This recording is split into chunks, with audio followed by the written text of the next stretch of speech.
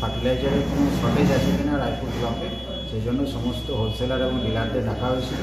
এমনি আমরা যে সাপ্লাইটা গভর্নমেন্টের তরফ থেকে করা হয়েছে রায়পুর ব্লক সহ পুরো খাতড়া সাব ডিভিশনে, সেটা এক্সেস সাপ্লাই আছে, যা আমাদের সিজনে ট্র্যাডিশনালি যত ফার্টিলাইজার দরকার হয় তার চেয়ে 20 থেকে 25% বেশি সাপ্লাই করা আছে। কিন্তু ডিস্ট্রিবিউশনের ক্ষেত্রে কোনো জায়গায় প্রবলেম থাকতে পারে, সেটা বোঝার জন্য আজকে হোলসেলার এবং রিটেলার যারা তাদেরকে ডাকা হয়েছিল।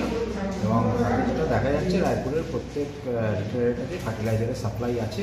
আশা করছি এই খারিফ সিজন শুরু হয়েছে, সেখানে ফার্টিলাইজারের কোনো ক্রাইসিস হবে না। এ ব্যাপারে আমাদের প্রত্যেক ব্লকে অর্ডার করা আছে, প্রত্যেক ব্লক এডিএ সাহেবরা নজর রাখছেন, আমাদের এনফোর্সমেন্ট জারি আছে, যাতে এমআরপিতেই কৃষকরা সমস্ত রকমের সার পান, সেটা আমরা নিশ্চিত করার জন্য চেষ্টা চালিয়ে যাচ্ছি।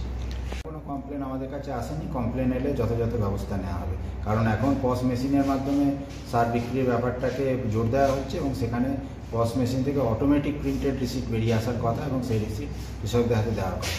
সেই জন্য আমাদের ভিজিট চলছে প্রত্যেক ব্লকে, বিভিন্ন রিটেল পয়েন্টে আমাদের স্টাফেরা ঘুরছেন। এই ব্যাপারে কোনো কৃষক যদি কোনো কমপ্লেন করেন বা আমাদের নিজেদের ভিজিট চলাকালীন আমরা যদি কোনো কিছু নজরে আমাদের পড়ে, তাহলে তার এগেনস্টে যথাযথ ব্যবস্থা নেওয়া।